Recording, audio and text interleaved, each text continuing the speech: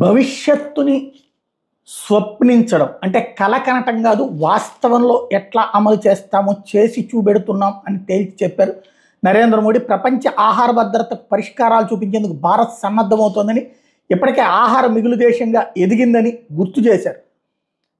అదే సందర్భంలో ఒకప్పుడు మన దేశ ఆహార భద్రత మీద ప్రపంచానికి కలవరంగా ఉండేది. అలాంటిది ఇప్పుడు పాలు, పప్పులు, సుగంధ ద్రవ్యాల దిగుబడిలో ప్రపంచంలోనే మొదటి స్థానానికి మనం చేరుకున్నాం.